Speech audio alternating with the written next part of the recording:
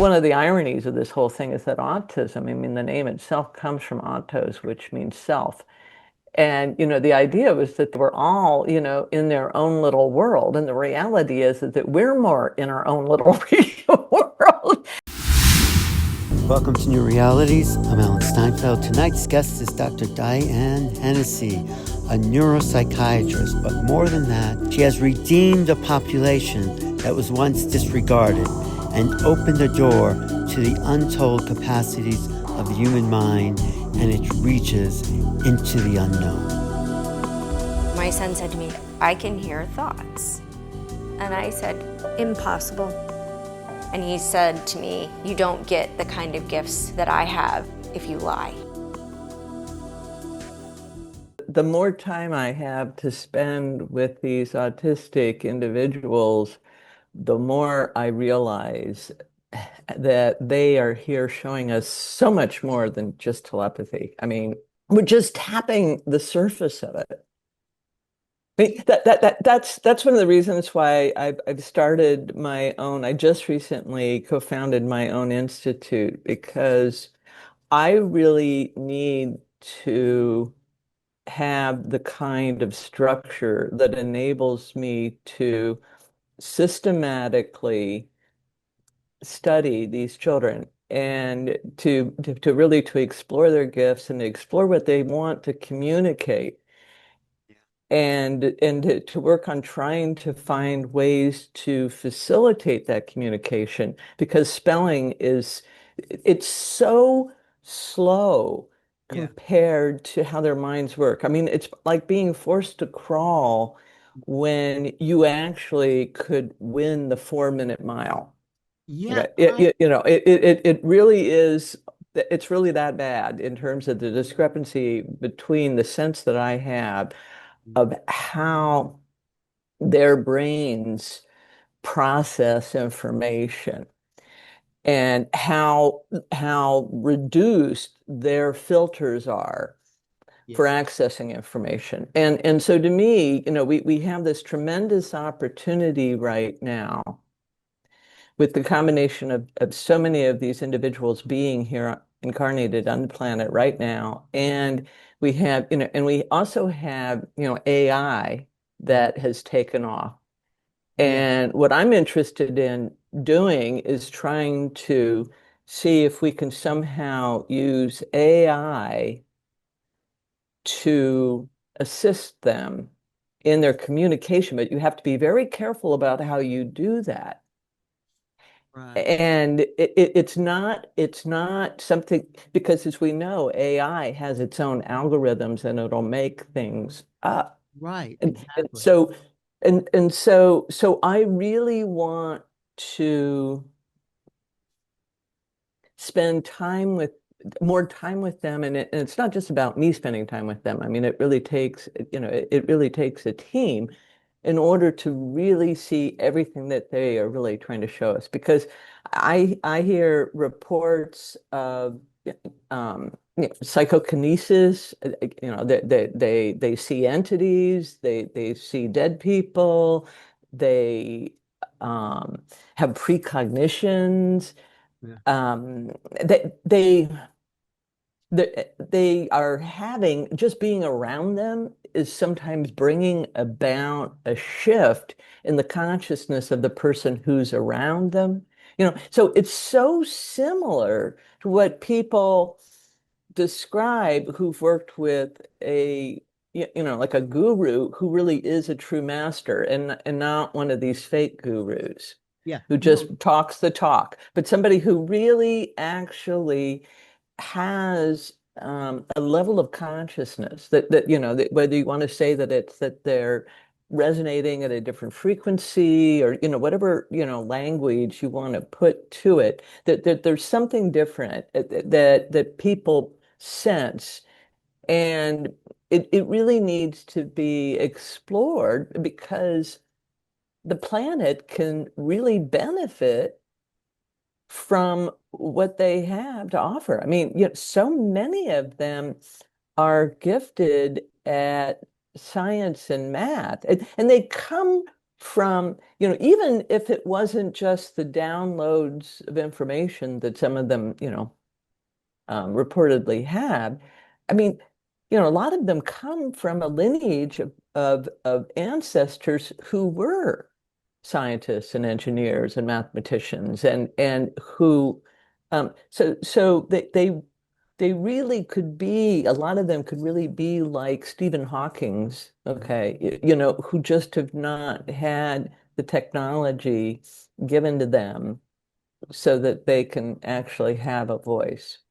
Yeah, no, I love everything you're saying because my experience of sitting with Alex and is that it's like a satsang, which means in the company of truth, the traditional meaning of that. So he's coming from a place beyond thought, beyond thinking. He's just accessing this immediate field and he has access to everything, but there's also the disruptive behaviors of those that are not integrated. So the way that I would put it is, and this is really what my book that is being published this coming year, goes into. It really helps you to understand the neurophysiology that is behind these extraordinary states of consciousness they have, so that you can understand both the source of their gifts, but also the source of their challenges. right, right.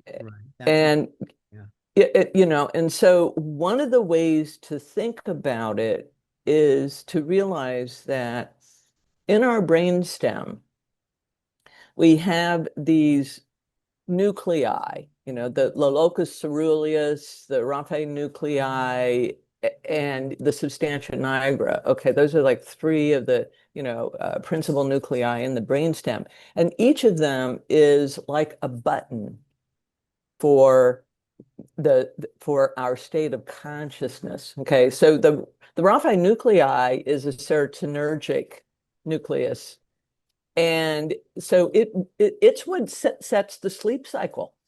Okay, there's this, it's what's that basically involved in when we go into dreaming sleep. Okay, it's the raphe nuclei is kind of the on button for that. Okay, then you have the locus ceruleus, which is the fight or flight button. It's that really kind of high adrenaline Yeah. rush. Okay, which when you're in a state of high adrenaline,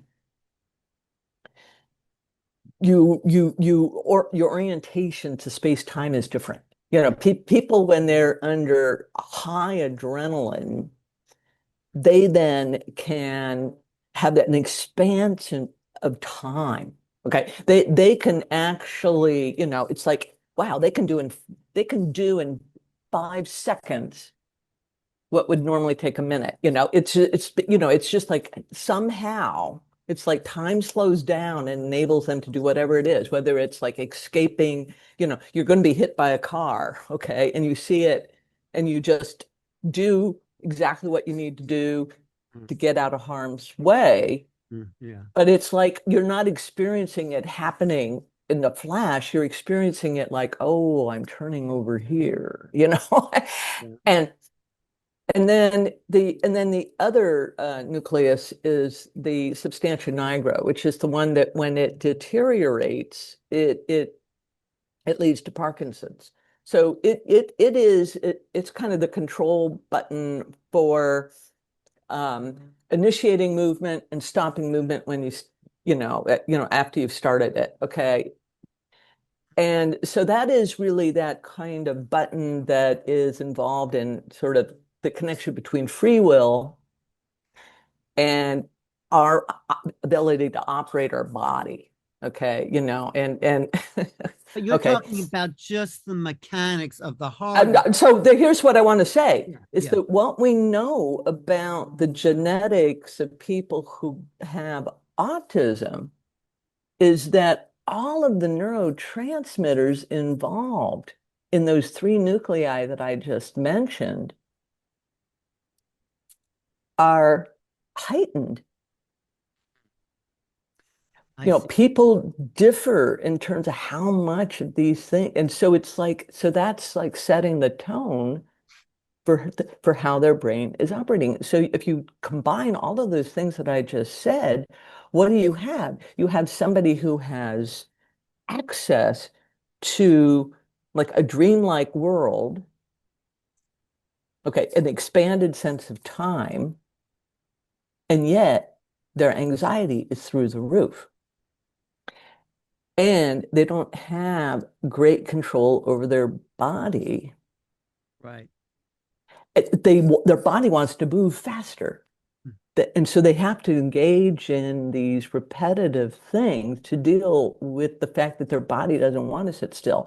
Contrast that with your, Hindu mystics who got to their state of expanded consciousness through quiet meditation. Yeah. No, So they have access to the same knowledge, yeah. but one is in a body that can just sit there and be calm, and the other is in a body that is just like a race car that just wants to go zzz. And That's the best explanation I've heard. Of course, you've been in this field for 20 or more years, but I've heard to explain the behavior and wisdom of what these geniuses are experiencing. Come here, Dr. Hennacy, in person in Sedona this March. You're invited to join us for our 2026 Sedona Ascension Retreat. It's our 11th anniversary, and we're so excited to celebrate it with you. Special guests include Dr. Diane Hennacy, star of the Telepathy Tapes podcast and author of the ESP Enigma, and Mindsight expert Dahlia Burgoyne will be teaching techniques. Ready? And that is a highlighter, I think. What color? It's yellow. As well as Hakeem Isler, creator of Side Games International. I am your host, Suzanne Ross, and my co-host will be Alan Steinfeld. We invite you to join us for our 2026 Sedona Ascension Retreat. Diane is bringing out some amazing research and ways of understanding this phenomenon, these autism, in ways that are revolutionary, Diane. Really, they are. So she just went over the hardware of what happens in the brain to these autistic kids. But I want to know, sitting next to one of them, Alex and Lidu, having met her, what's going on in their heads? Like, how are they cognizing the world around them? I mean, you would know more than any. What are they seeing? What do they pick? How does like one moment, okay, we're aware here, but what's going on for them as they kind of are in reality? I know what you're asking, and I can answer it to some extent. I mean, what I just talked about in terms of the fact that they're not experiencing time the way that we are, for example. Yeah, they experience time in a very sort of, very similar to how Einstein described it. It's really not linear. And so that's one thing to think about. And another thing to realize is that most of them, if not all of them, have synesthesia. So they're not just if they're looking at a number, they might be seeing a color with that number all the time. Okay, so colors have meaning for them beyond just how we think of colors. And colors, they see colors around people, they see colors around animals. And so there's all of this information for them that's encoded in color, which is really just frequency that they're picking up on. And all of their senses are heightened. Right. Their sense of smell, their ability to hear things. They have higher resolution.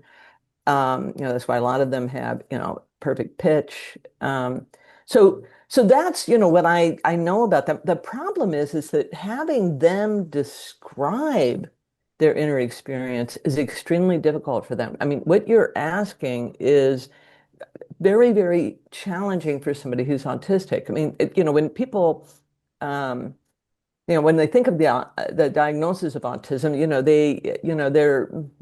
they don't really know quite what they're talking about. They don't really understand it. Um,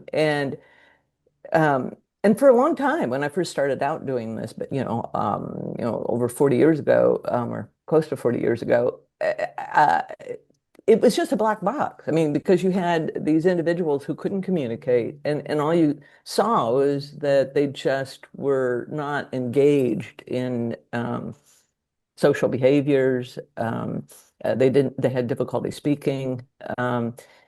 And they were easily frightened and extremely compulsive and need things to stay the same. They're really, they need there's so much that's moving so fast for them that they really need to have some things that are the comfort of routine and familiarity. And so when you're working with them, you have to honor that, and you have to go at a pace that doesn't heighten their anxiety. And one of the things, one of the sort of cables, if you will, that's missing in their brain is the cable that enables self-expression. So it's easier for them to give you a discourse on mathematics or physics or, et cetera, et cetera. But to ask them about, well, what's it like to be you? You'll get blank stares. And they don't even know, they have trouble expressing just simple things about themselves, let alone trying to explain to somebody that they already know doesn't experience the world the way they do, and trying to explain that world to them. I mean, it's for them, it's like, I think that it's like if you were to ask one of us to explain to somebody who's been blind from birth and never was able to see, how do you describe it to them? Right. How do you, what words do you use that could actually make the person grasp what it is? And so one of the things that I see myself as doing is, and together with, I mean, I want to collect a team of people to work on this. What I see myself as doing is really helping to translate, because I have an intuitive, I know so much about them that when I'm engaged in conversations with them, I have these intuitions that come up. And when I bring up those intuitions, I could see, they're like, oh my God, you nailed it. That's it. Thank you for giving me words to, because they can recognize something. It's easier to recognize something as a truth than it is to actually generate the truth sometimes, in terms of generating it in words. And so I see myself as this intermediary that's trying to help them. I'm not wanting to speak for them.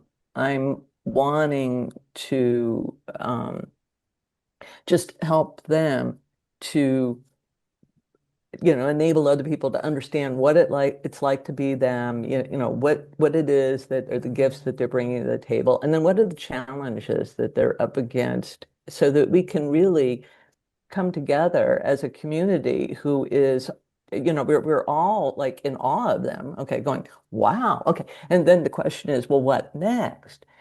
And and the whole spelling thing, I mean, I'm very, very supportive of that being acknowledged by, the ASHA as, a legitimate form of communication, but it's not enough. We can't stop there. I mean, in fact, that's one of the reasons why that's not been my major emphasis. I support it.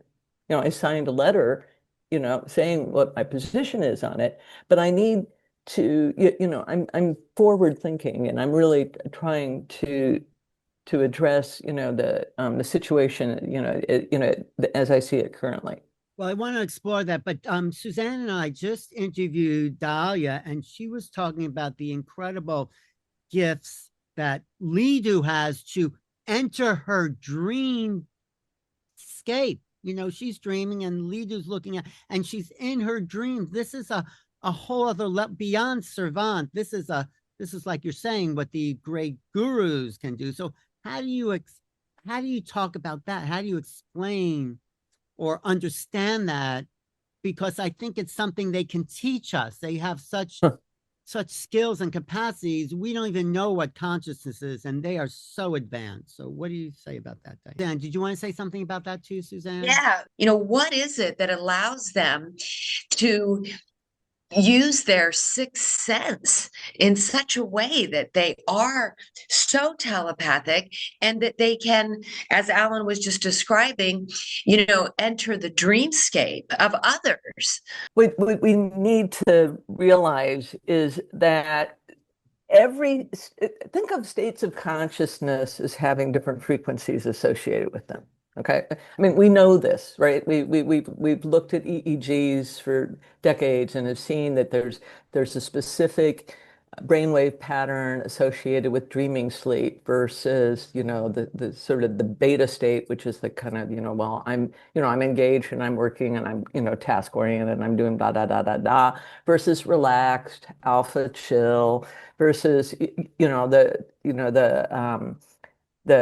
the higher frequencies, the gamma frequencies that you see in these advanced meditators that really have high amplitude, very, very integrated, coherent brains. Okay, and you can see that by the nature of their brain waves. So what they're doing is they know how to operate their system and tune it. They know there are dials there. Okay, that if you think of it that way, think of it as that we live in a system where there's all of this information that is encoded in the waves. Okay, that we're just surrounded by. Okay, in physics they talk about quantum wave fluctuations. And so there's all this information that is encoded in that. And in order to basically decode the information, you need to dial into the frequency of it. Okay. You dial into the frequency of it, and then you use the ability that you have for pattern recognition, which we use pattern recognition all the time. You're using pattern recognition right now just to understand what I'm saying. And so the same algorithms that enable pattern recognition, that enable me to, recognize your face, um, and to be able to recognize your voice and to, and then to decode the information that's located there.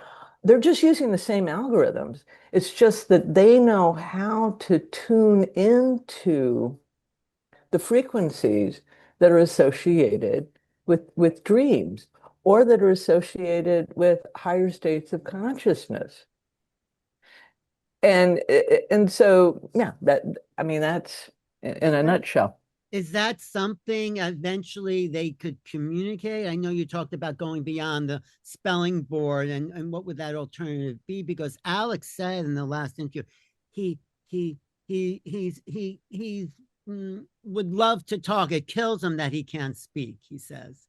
And yet, he can communicate so much more probably than putting it into words verbally. So what's the alternative there? How do we access? Well, here's the way that I see it. I mean, a lot of their knowledge is, as I just said, it's very, very similar to what you see with these advanced gurus.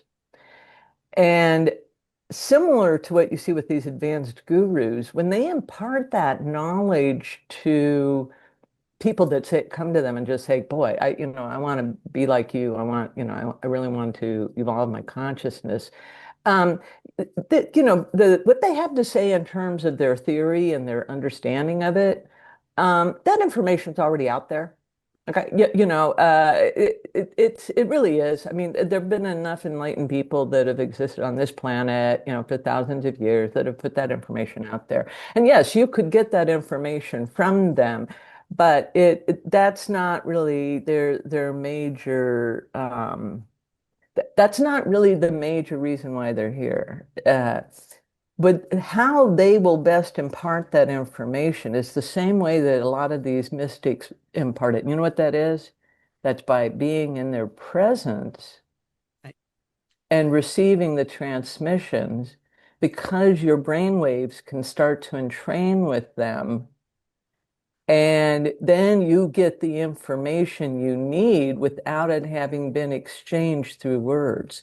It forces you to engage in them in a way to get the information that doesn't require them to speak. And so what the biggest thing that we need to do is stop thinking, well, how, and making such a premium of make them speak. It's sort of like, it's like when, let's just, let's pay attention to what we're being shown here Right. in so many different ways.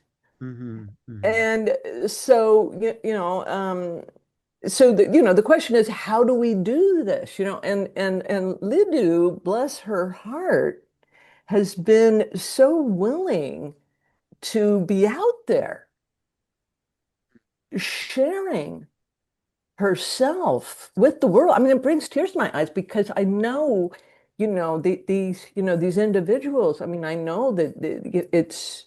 I mean, think about what it's like for them, with all that, how open they are to put themselves in those situations, and yet they're doing it. And every time they do, it is a tremendous gift to humanity. Mm. Yes, totally agree. And thank you for discovering that for the world, because this is the leap in consciousness that we need, because we've sort of hit a brick wall, and AI really isn't going to do it. It may facilitate in some way these people, I don't know how, but they're so far beyond our ability to cognize that. Yes, I felt sitting in the presence of someone like Alex Derasmus was an upgrade, I mean, I felt like all these different radio frequencies were coming in, and it was exciting. And I feel for some of the moments where he doesn't have the capacity to handle it all, or someone someone asked a question the other day, and he kind of freaked out because we heard later that that woman had a big argument with her daughter, and I think he was picking up on that energy, but and sort of transmuting, but he didn't know how to deal with what was coming at him, so he spun out a bit. But what would be the way, I mean, maybe just what you said, sitting on them there to integrate um, their vast access to the quantum field for for us regular sort of normal people. I mean, what do you What suspect? would be the best way to, you're saying to, Just sit with them or give them well, I class? think I think sitting with them, I think that so much. Here's the thing: is that the best teachers um, don't just hand it to us, Mm, yeah. and they don't, because we when we earn it, when we actively engage in the process, we actually own it more. Yeah. Yeah, you're right. You're absolutely. And so what I'm wanting to do is I'm wanting to once I get, I mean, my book's going to be, published next year, and there are going to be, some documentaries coming out with me in them and whatnot. And what I'm wanting to do is to start having retreats in which um, we do this first of all, on a smaller scale, where we really get a feel for what is the most beneficial. Okay. And then we can talk about how do we scale it up. But first, I want to spend the time, you know, doing it. And what I think is that we're going to experience them very differently if we're not putting expectations on them. Right. And one of the reasons why they like me is because I just hang out with them. And you I'll just hang understand out with them, them. but you I understand. understand them. I believe in them. I'll just hang out with them. And and so oftentimes when people are supporting my work, they're thinking, and I haven't had that many people support my work, but the people who want to support my work now, it's like they want da da da da da da da da da to happen, and that's the wrong kind of energy to bring into the process. Yes. I was talking with a member of the board of my new institute the other day, and she was good friends with Jane Goodall. And she said to me, "You really are like Jane Goodall for these autistic individuals." Yeah. And that was something that Laura Lynn Jackson said to me, oh, gosh, over 15 years ago when I first met her, on the scientific advisory board for the Forever Family Foundation. She said that the spirits are telling me you're the Jane Goodall for these autistic kids. And she didn't even really know that much about me at all. This was Laura Lynn and I meeting for the first time. And when she said that to me, I thought, well, that could be, because I definitely like Jane Goodall, I have that approach where, when I'm doing field research, I want to enter into their world by just observing and hanging out, rather than imposing, saying, you need to operate within the rules of my world. And, rather than imposing that on them, I just kind of hang out, Hmm. see what happens. And in that process, it's similar. That's when you start learning things. It's similar to think about when your mind is actively in that beta mode of, trying to analyze things. Okay. Is that when the insights come? No. The insights come to you when you're in the shower or you're driving the car or you're washing the dishes or Right. you're just getting out of bed. That's when the insights come to you because you haven't locked your brain into this state of consciousness that is trying to force things to Yeah. go a certain direction. You're in a more receptive consciousness rather than an imposing consciousness. And this is the difference between the solar and the lunar energies. The moon is receptive. All of the light that it has is shown upon it by the sun. And we are so solar oriented, so action oriented. So, you can't ignore me, as we, impose, as we shed light on everything, it's just like, yeah, and you just march through, it's a very powerful um, force. Whereas the moon is more, it's just there. And the light that shines on it, is a different quality light. And this is one of the reasons why the nighttime is so sacred. It's so sacred to indigenous people because that's when you actually can start to be in more of that lunar energy and be in a more receptive mode. Right. So do you think just sitting with these autistic would be part of that? Because they seem so, my experience, so preoccupied with this other vast world that in a way it feels like they don't even have time for us because they're so busy and occupied, but maybe intending a gathering would be different. Do you think? You know what I mean about there's so much going on for them? And Yeah, I think that I think that attending a gathering in which, as I said, where they can just sort of be, Mhm. okay, um, and letting them set the pace, but Mm. also having the kinds of things that we know help them to calm down. Think, that, whether we're talking about sound, Mhm. Mhm. or some other kind of kind of soothing, whether having the lights the way that they, that it works for them. It's basically about, how do you need setting the tone in the atmosphere, in the amount of light and sound and the kinds of sounds and whatnot, setting the tone just right so that it enables them to kind of settle in more.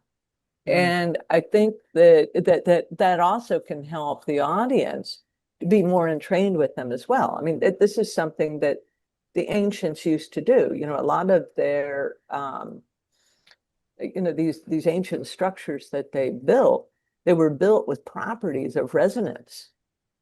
Yeah, there are reasons why a lot of these traditions have drumming and chanting and whatnot as part of what they're doing. Is it's not just something they're doing like we always, sing Christmas carols at Christmas time. It's far more of an instrument than that. It really is an instrument of entrainment.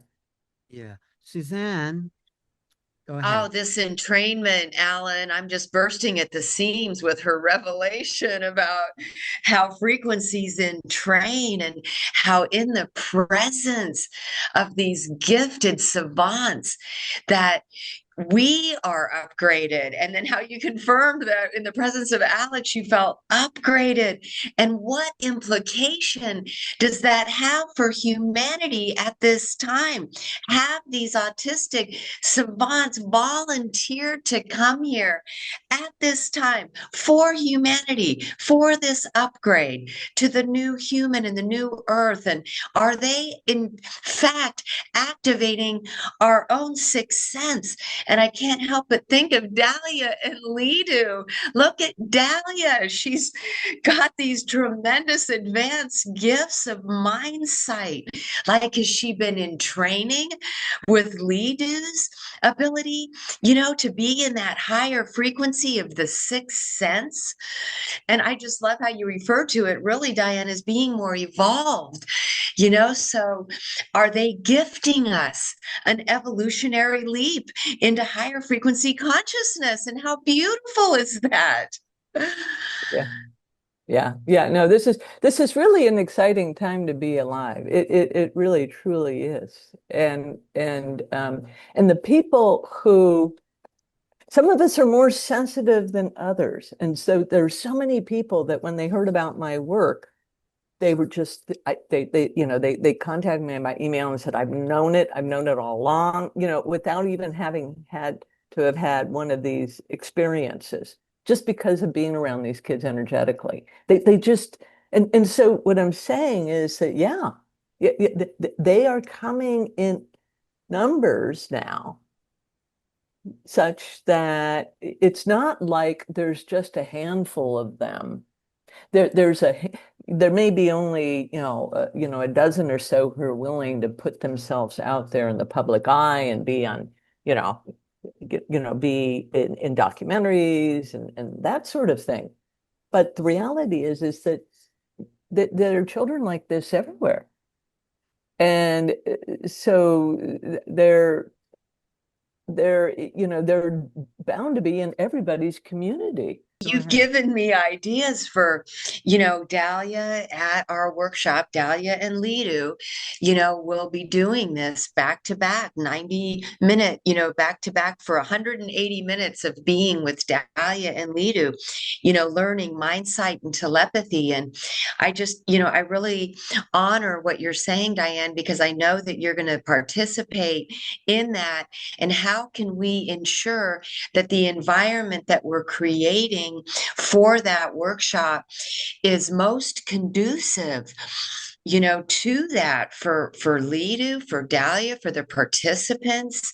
Because what you're saying about, having these retreats going forward and just starting, with creating this, relaxed environment where you're just being in the presence and not asking or expecting anything necessarily, I'm absorbing that for, a co-creative collaboration, maybe with you and Dahlia and Lidu in a sense, and myself, to create an environment at our retreat for those workshops that's really conducive to all. That's For the great. highest outcome of entrainment. That's Suzanne. Good idea. What do you think, Diane? How could we facilitate that? Well, I think that I would want to have, so if it's Dahlia and Lidu, I would want to have their input in on it, rather than me be the one that tells you how to do that. Right. And it may be important for them to be able to go to the space where the retreat's going to be to help you know how to optimize it beforehand. So planning that into the schedule. But I think it really needs to come from them. You're right. You're absolutely right. Mm-hmm. One question I did have when we talked about the hardware and the brain before, is it a kind of old concept that talk about the left and right brain, because people have divided, the fact that we are so left brain that we can't access these other quantum realms, and they probably are more right brain? Or are you replacing it with these new ideas of the multiple capacities of brain activity? I just wanted to Well, there's really a lot to be said about this whole left-right hemisphere difference. I mean, we know from more recent work in neuroscience that it's not quite as black and white as that. I mean, that a lot of things that we, cognitive tasks we do actually, are engaging both hemispheres. And so yet at the same time, it is helpful to think of it in terms of there really being these two different operating modes that the brain has. One of them is, linear and analytical and detail oriented and to pick things apart. The other is holistic and it gets the whole pattern, gestalt kind of thinking. It's holistic, brings things together, connects the dot. Those are two very different styles of thinking. And we associate the analytical one with the left brain and the holistic one with the right brain. And so what happens is that with these different buttons that I mentioned, sort of using an analogy of the nuclei and the brainstem as being like buttons, when you have different settings for that, okay, you're actually choosing kind of choosing what mode you're working out of. And in the best mode, okay, the one that I think gets you to the hill, if you will, is the one that is where you are using both. Okay, that isn't an either or. It is a more hybrid kind of thing. It is bringing together the solar and the lunar, and so I think that's really what's needed here, and great. That makes perfect sense because we've been given a right and left brain. Yeah. It makes more sense that we would be fully utilizing both in a congruent way that complements one another. Right. The Native Americans say you can't fly with one wing, so it's like that. So at the upcoming amazing retreat that Suzanne's put together in Sedona, March 20th to 22nd, Diane will be there along with William Henry. And what is it that you really want to communicate? Of course, we have a couple of months at that event that will really be exciting for people to hear. I mean, just what you said today is amazing, but what is the additional work you're going to be adding to that sort of presentation. Um, well, gee, I mean, I've given you a lot already You have, today. but what are you going to focus on in March? What would you like? Don't give it It's everything away. you're doing. It's a gestalt of all the new information and then what you're integrating and bring. I guess I'm asking, what's the next level for you? Your book is coming out. That's going to explain a lot, but and you want to create these retreats and workshops, but um, where do you think your work is going? I mean, you're a revolutionary. You brought this awareness to the world, and it's invaluable. And now, as a kind of leading edge scientist, where you think you're headed in what direction? I think my theory is really, really, I mean, I've been working on it for, gosh, I mean, depending upon how you think about it, I mean, I've been working on it for 50 years, if you think about it, that I first started working on it when I became a neuroscience major, right? So I've been really trying to understand these deeper questions for a long, long, long time. And I think that when my book comes out, that's going to keep me busy for a little while because there are going to be a lot of people that read my book. My intention with my book is not to have it just reviewed by parapsychologists. I mean, I'll have some parapsychologists review it, but no, that's not my intention is to have it reviewed also by people who are physicists, neuroscientists, mathematicians, etc. Because what I really my goal is really to change the paradigm within the system. And because my book is linking together real experiential, so real experiences with empirical data, with known facts within science, and known information from ancient wisdom traditions. And I'm using my analytical mind, which I was a polymath. I understand a lot of different branches of science with my intuition. And I'm really integrating all of that together. And what I want to see happen is for people to um, learn about my theory and then for us to come up with experiments that could test the theory. That's how you advance science.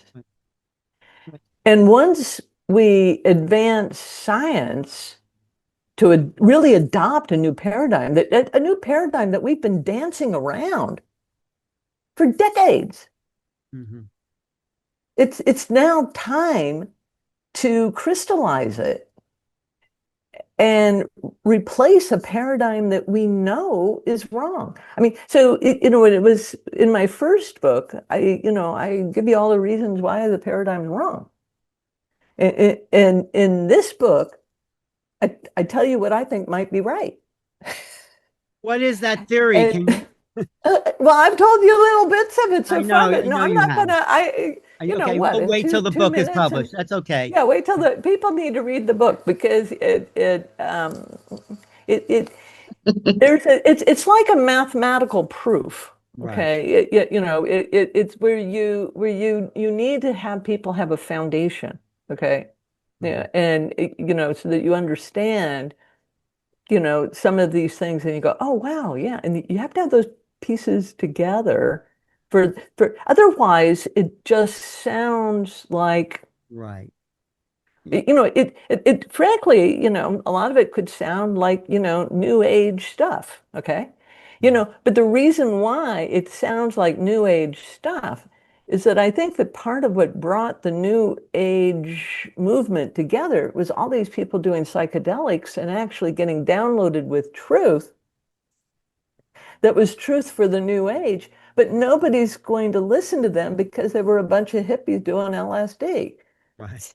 And but now people are starting to realize that just like the shamans and the Amazon that are where you people are doing ayahuasca and they're getting information, they're going, wow, that actually gave me insight into my scientific theory.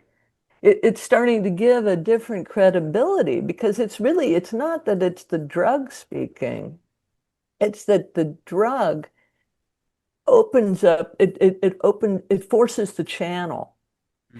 It forces the channel so that you get a taste of what it's like for these individuals who are already born Mhm. with the chemistry that means that channel is always accessible to them.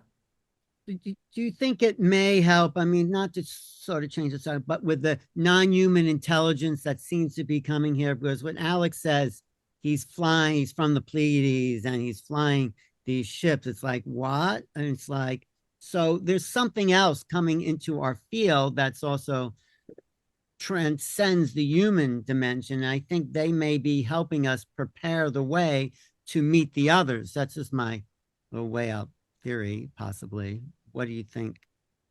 Yeah, could be. I mean, I won't disagree with that. I mean, I, but I mean, I think that there's a bigger, more general reason why they're here. That is really that's not the main deal.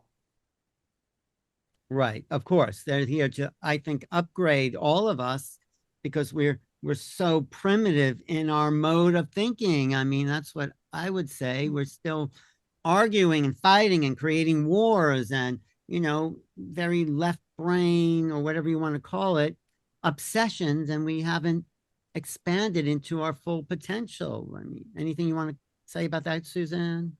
I mean, as far as what? I think that everybody's at a different level of evolutionary, development. And I don't know that per se, there might be a percentage of the population that are still learning lessons within the 3D realm of duality. And maybe 4D and 5D isn't for everybody at this time. Maybe that's not where they're at on their evolutionary journey.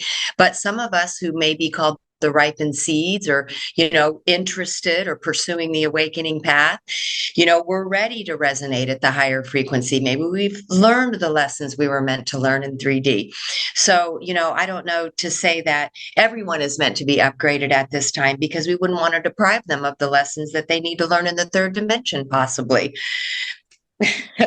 But support from the cosmic brothers and sisters who, want to give us a hand up in our evolutionary progression. I think that there is an evolutionary impulse, and possibly, just in the same way that we might feel it could be our mission to support the evolutionary advancement of humanity, this is possibly their mission as well as being more advanced. They're giving us a hand up, those of us who are ready, open, and willing and wanting that upgrade at this time. Yeah, I agree. I don't think that we're really meant to all just evolve at the same time, to the same place. I mean, I just don't think that's how it works. Right. So there's um, just like we don't, we're just look at it in terms of just the human lifespan. We have little toddlers here, we have teenagers, we have, centenarians, right? We have all these people that are different stages in their life. Okay. Well, similarly, I believe that souls are at different stages in their own evolution, and that you just can't you can't rush it. There are certain things that somebody who is in their 80s will understand that, a teenager, there's no way in hell that a teenager's going to understand it. And so you can't just think, oh, because they've got a good vocabulary now they're going to understand all of this stuff. No, there's like built-in restraints for individuals, and whatever your philosophical take on why that is, if it's that, yeah, that that the soul still has lessons to learn, and I'm a believer in that particular um, philosophy as well. But you don't even have to adopt that philosophy. Just realize that people are at different um, levels, and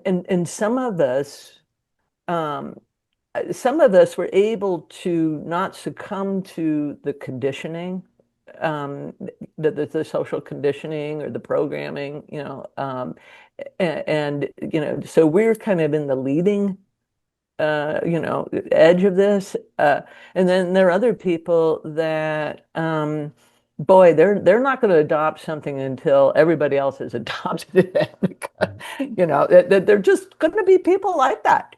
And you've got everything in between. And so what I'm focused on and what I see my job as is those that just need a little push.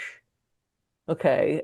What they're waiting for is the evidence that they have never seen, or they're waiting for the theory that puts it into something that makes logical sense, or, whatever. I'm lowering those thresholds. Okay. And then we'll see how much of humanity comes on board. Yeah. Yeah. So what's the best way for us and everyone watching to support your work and your ongoing investigations and research? I mean, I want to do what I can to, and I'm sure you've inspired so many people. Well, I have this new nonprofit institute now, Hennacy Institute, tax deductible. We are actively fundraising right now because there's operating expenses. There's things that you need to just put a machine together. Okay, because I'm really wanting to do what I said earlier, and that is to really go about this in a way in which we can really, really understand these individuals who've gifted us with their presence here, how we can help them, and to really create a movement that goes way beyond just the research itself. Yeah. One more thing I wanted to ask you was, in our last interview, you talked about how children learn language, and there might be a telepathic component to the parent actually communicating the essence of a word as opposed to just rote learning. Can you go into that theory a little more? Because I think that's something, there's truth to that. It seems like there's definitely a truth to that. I think that when we first come into the world, that we are still in a state of shared consciousness, that we really haven't developed the sense of self yet. We certainly haven't developed the sense of self in this body. And so what happens is that as we acquire language and acquire the ability to move this body and agency that way, we start identifying more with that. But that and we start becoming more and more disconnected from this sort of unity consciousness that we all come from. That's really our source before we sort of descend into the embodied perspective. That then it's like identifying with the avatar in a video game. It's like we take on this as our sense of self without recognizing we have a higher self. And so it's really about getting in touch with your own higher self that's required. And so when children are, first acquiring language, though, they're still connected. And so they're able to know what you're thinking when the sound is coming out of your mouth. Mm-hmm. And it's really uncanny how quickly small children pick up language. I mean, we went for most of humanity's existence on Earth. Children were not being given readers to teach them language. Right? They were just hanging out with people who spoke and somehow figuring out what it was they were talking about. Right. And the reason why that was possible was because there was this shared consciousness, and then the more and more we identify with the self, you're not plugged into that sense of shared consciousness as much. And so then you're more engaged in your own private thoughts that are oftentimes language based, that you get caught up in these sort of echo chambers of and tapes of repeated sort of things that you tell yourself or that other people have said to you, but you're in your own little world. Brings up one of the ironies of this whole thing is that autism, I mean, the name itself comes from autos, which means self.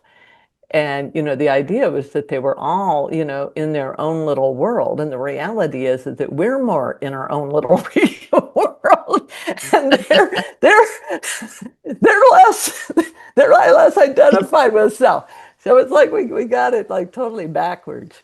This has been your path in a sense for 40 or plus years, but like anyone, a kind of spiritual aware person, it's also about your own self-development. So how have you evolved, in your own person, being around and doing this research? What has shifted for you and what realizations, if you want to share, has come to you on a personal level because of this work?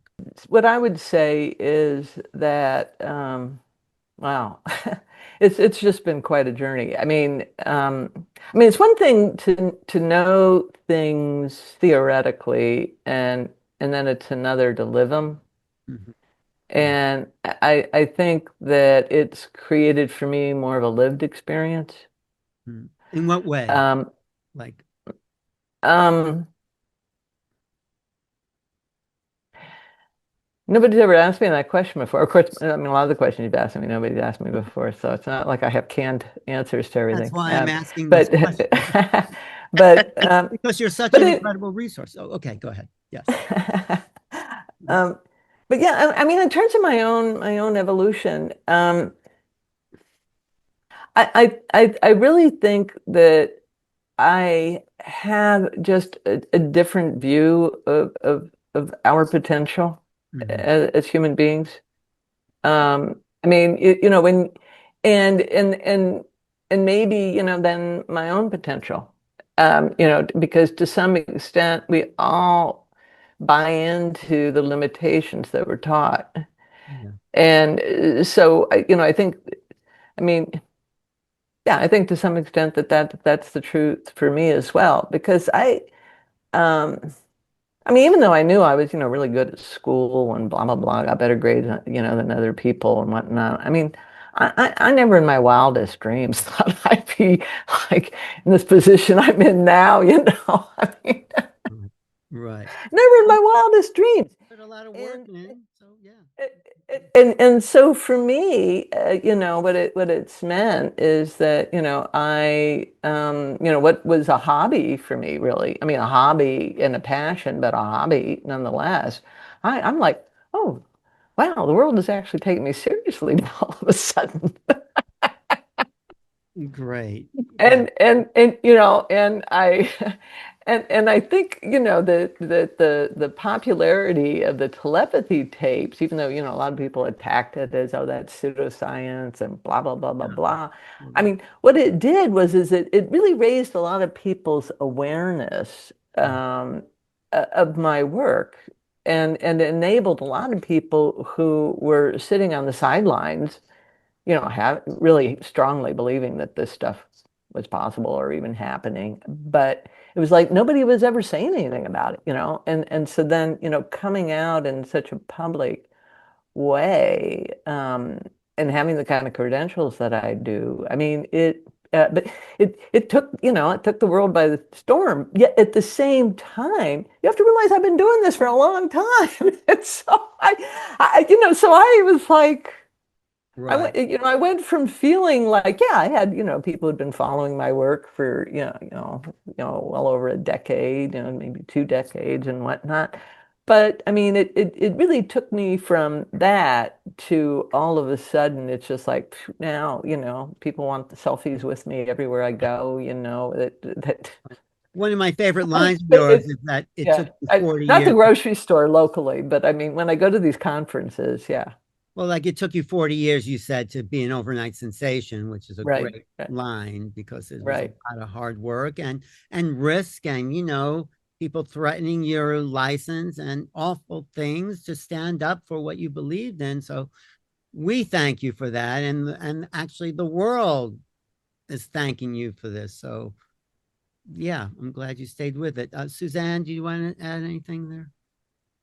Just, a great deal of admiration and respect, Diane, for all that you've done and all that you're continuing to do, just opening humanity's eyes to the gift that these savants truly are. And, just how much you're letting humanity know about their own potential, because I think that's really one of Dahlia and Lidu's messages, is that this is possible for you. You innately have these gifts and abilities, and we're going to show you how to tap into them, how to activate them. And, just the way too that you are bringing your credentials to this, Diane, is allowing more of a mainstream audience to, believe in these possibilities. Just the way that you're painting this beautiful mosaic of spirituality, science, philosophy, all of it, because it's really not fragmented. It's the whole big picture of how it's all intricately interconnected. So just, a great deal of admiration and respect. I'm so delighted you'll be joining us for our Sedona Ascension Retreat, Diane, and just thank you and bless you. Yes. Oh, well, thank you. Diane, thanks again. We really look forward to seeing you there in Sedona, and having people understand the importance of this work is that we're transcending the old forms of consciousness, or we've never even defined consciousness. It hasn't, but you're giving us another element that will expand upon a kind of a primitive awareness we already have. So the autistic kids in your work are I think upgrading the human operating system to include a larger reality, what I call new reality. So, well, thank you for your time and your yeah. Well, thank you. We'll see you at the Conscious Life Expo in LA, I think, before that. Yeah, you will. Yeah, you will. Mm-hmm. Are you coming to New York at all to visit Alex or anything? I would love to, but I'll tell you, my life is pretty busy right now. I mean, I have a lot going on, but I want to. I totally want to. And one of these days I will be in New York for sure. I mean, I have lots of reasons to come to New York. Well, Diane Hennacy in Sedona for the Sedona Ascension Retreat, March 20th to the 22nd, 2026, produced by Suzanne Ross there. And I think it's really going to be a lot of fun. Just the people we have gathered, and the exchange of information happens within a community that's at the leading edge. New ideas seem to kind of come online. So that's why I'm excited. Thanks again, Diane. Okay. Thank you. Yeah. Blessings. See you in Sedona. You're invited to join us for our 2026 Sedona Ascension Retreat. It's our 11th anniversary, and we're so excited to celebrate it with you. We'll be opening cosmic portals with our friend Daryl Anka, who'll be channeling Bashar, along with UAP disclosure researcher Danny Sheehan. We'll be opening ascension portals with ascension expert William Henry, ascension alchemist Sarah L. Caldy, and ascension astrologer Molly McCord. Fire is the key element of the golden age, and we invite you to set your heart on fire and ignite the passion in your soul. You can become superhuman, and filmmaker Caroline Corey will show you how. You can become telepathic, and mindsight expert Dahlia Burgoyne will be teaching techniques. Psychic and medium Jill Jackson will be sharing her gifts and abilities with you. Renowned hypnotist Sarah Bressman Cosme will be guiding a group past life regression. Special guests include Rizwan Burke, who will be giving compelling evidence that we're living in a simulated multiverse, and Dr. Diane Hennacy, star of the Telepathy Tapes podcast and author of the ESP Enigma, as well as Hakeem Isler, creator of Psy Games International. You'll be immersed in sound journeys offered by Metapop musician Omashar and harp and crystal bowl performer Shelley Reed. Channelers Pia and Colin will be transmitting messages from different star races. Host of one of the most popular podcasts on YouTube, Yannicka, will be hosting a live Wisdom from North show. A highlight of our event will be the Sedona Skywatches. I am your host, Suzanne Ross, and my co-host will be Alan Steinfeld and meditation guide Tangela. We invite you to join us for our 2026 Sedona Ascension Retreat. We will be opening portals through unconditional love. See you in Sedona.